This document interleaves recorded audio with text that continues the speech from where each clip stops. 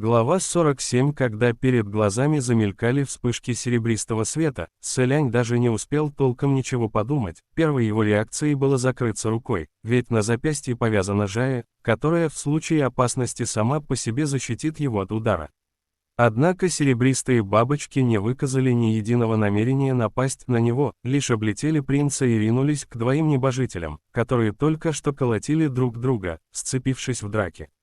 И Фэн Синь, и Му Цин в прошлом уже натерпелись горя в битве с призрачными бабочками, и отлично знали, насколько те сильны.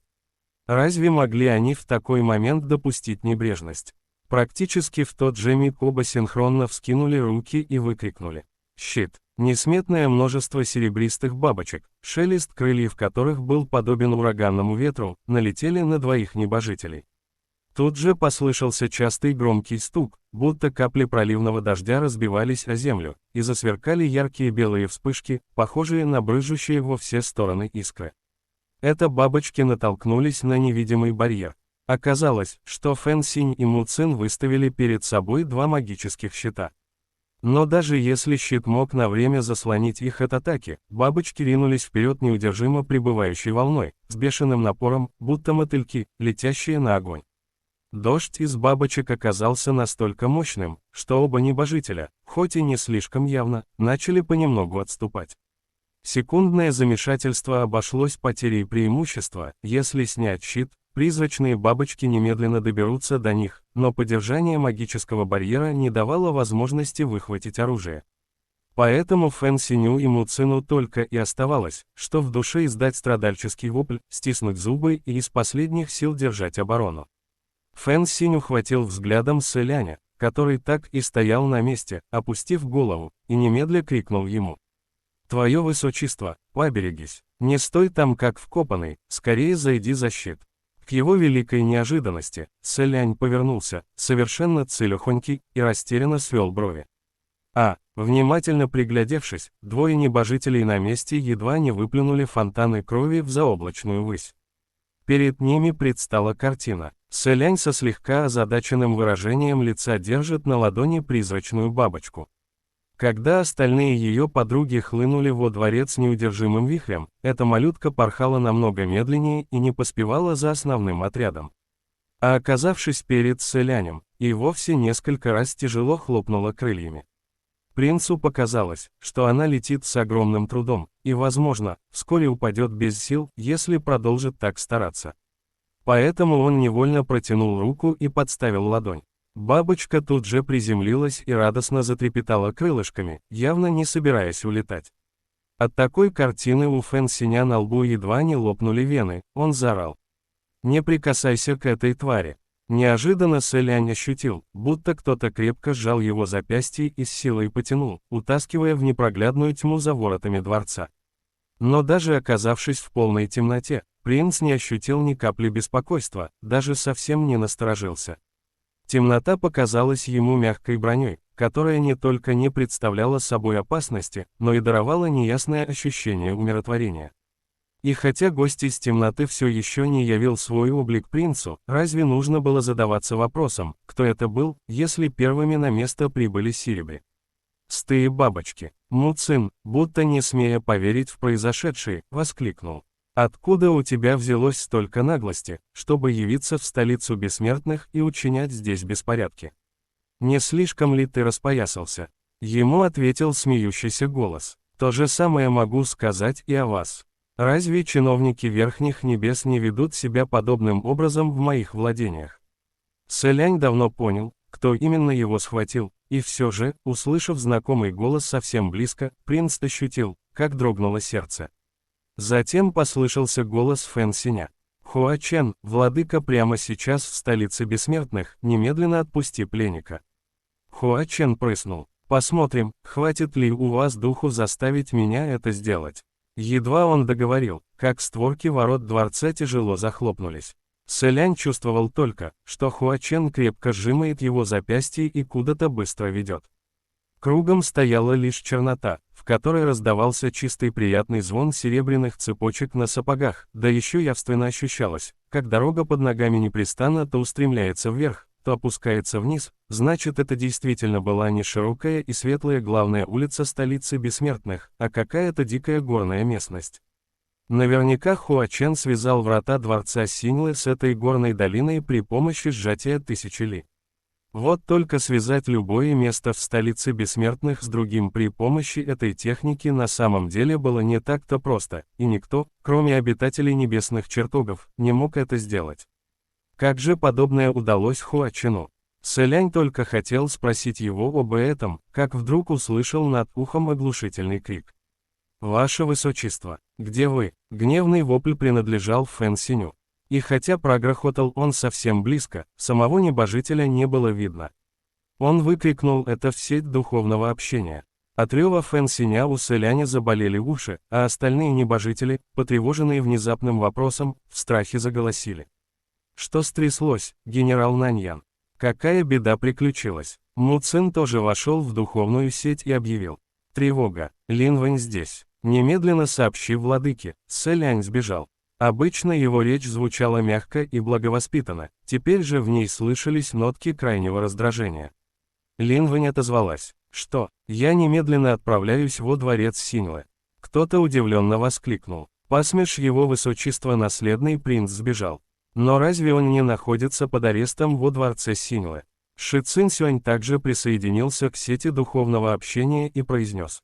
Но ведь я только что видел вокруг дворца Синьлы целую толпу духов войны средних небес, приставленных для охраны. Во дворец можно только войти, выйти уже не получится, как ему удалось сбежать.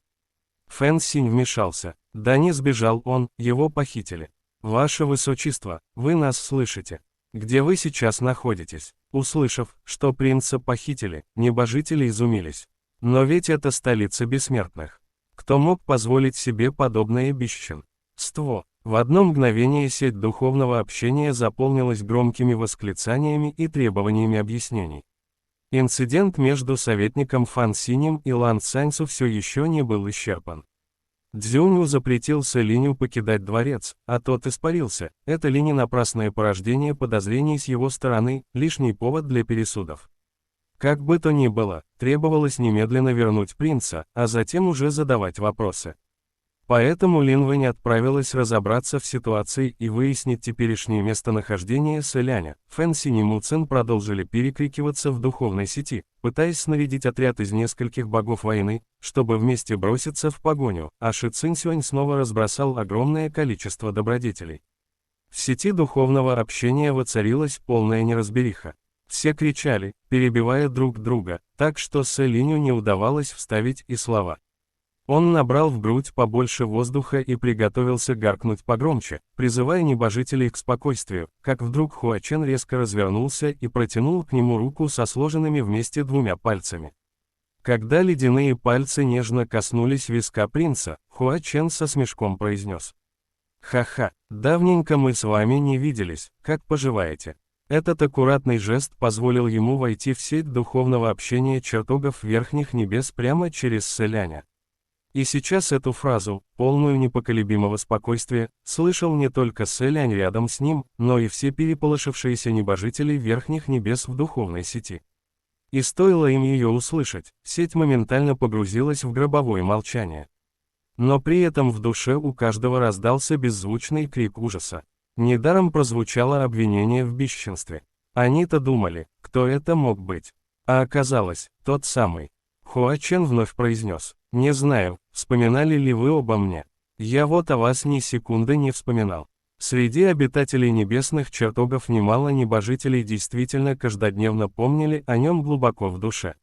Однако услышав, что Хуа Чен о них не вспоминал, тут же все как один молчаливо воздали хвалы небесам, которые даровали им свое благословение, и запричитали. Вот уж спасибо так спасибо, и впредь, пожалуйста, не стоит вспоминать о нас. Хуа Чен тем временем ухмыльнулся. К слову, в последнее время мне совершенно нечем заняться.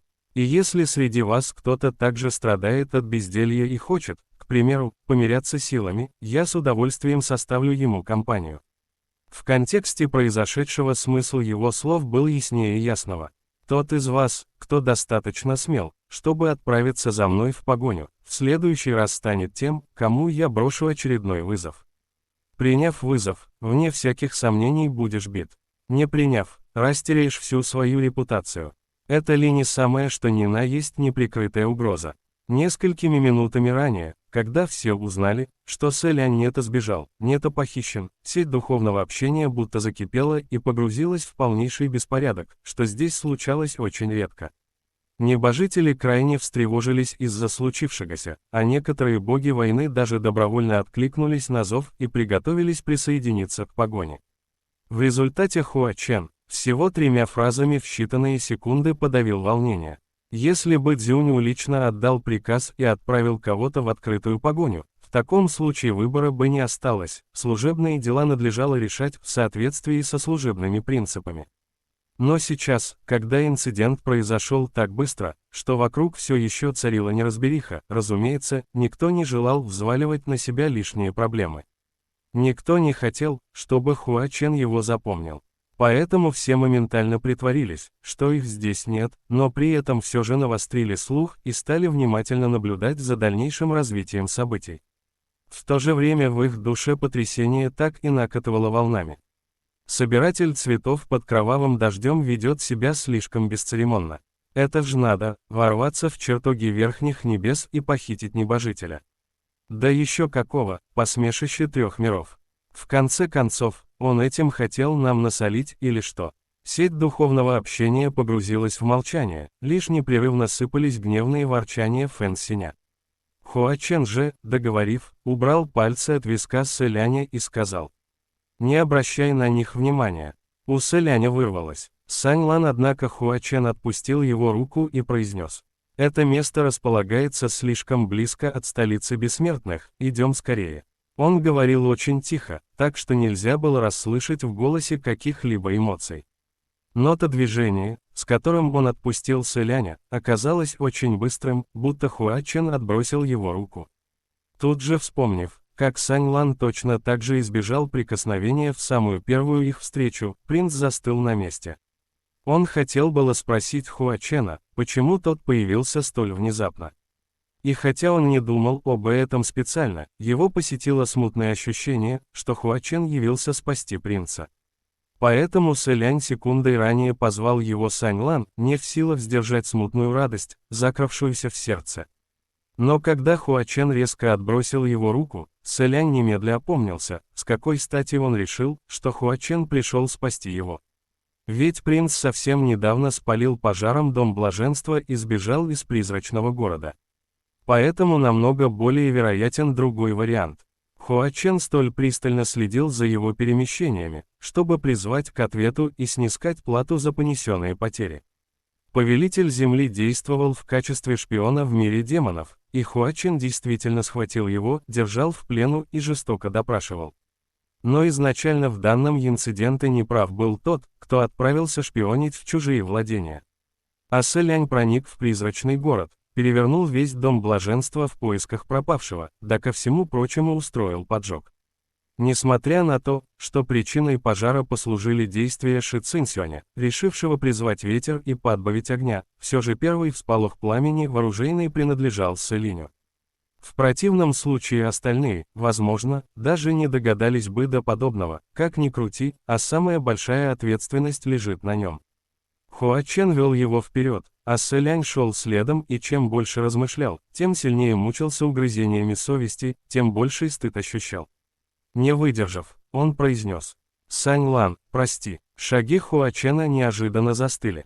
«Почему ты просишь прощения?» Сэлянь тоже остановился. «Я отправился в призрачный город для того, чтобы расследовать дело о пропавшем повелителе Земли, и раньше не сказал тебе всей правды. Ты принял меня с таким радушием, а я сжег твой Дом Блаженства. Я чувствую себя ужасно виноватым за это». Хуа Чен ничего не говорил. Сэлянь и сам понимал, что его фраза «чувствую себя ужасно виноватым» не имеет никакого веса, и потому принцу стало еще более совестно. Он легко кашлянул и добавил: «Думаю, меня скоро низвергнут с небес, и как только это произойдет, я непременно найду способ возместить все потери. Посмотрим, что можно будет сделать». Хуа Чен прервал его. Почему ты должен возмещать мне потери? Его тон звучал немного жестко, словно он больше не желал слушать. Резко повернувшись к принцу, он спросил. Ты забыл, что я поранил твою руку. Это я ранил тебя, а не ты меня. Так почему ты должен возмещать мне потери? Селиню боль в правой руке совершенно не казалась нестерпимой, а сейчас он и вовсе почти позабыл о том, что был ранен. Удивленно замерев на миг, он все-таки вспомнил о ране и переспросил. «Ты о моей правой руке. Она в полном порядке, заживет моментально. К тому же, ведь я сам подставился под удар, и потому так получилось. Я и не собирался тебя винить». Хуа Чен неотрывно смотрел на него, его левый глаз сиял необычно ярко. А Селянь вдруг заметил, что он будто дрожит. Но спустя мгновение принц осознал, что дрожит вовсе не Хуа Чен, а сабля именно на его поясе. Серебристая сабля висела, прикрепленная к поясу на красных одеждах, и непрестанно дрожала. Глаз на рукояти, будто изображенный несколькими серебряными линиями, тоже дрожал. И если представить, что этот глаз принадлежал маленькому ребенку, то в эту самую секунду ребенок наверняка заливался безудержным плачем.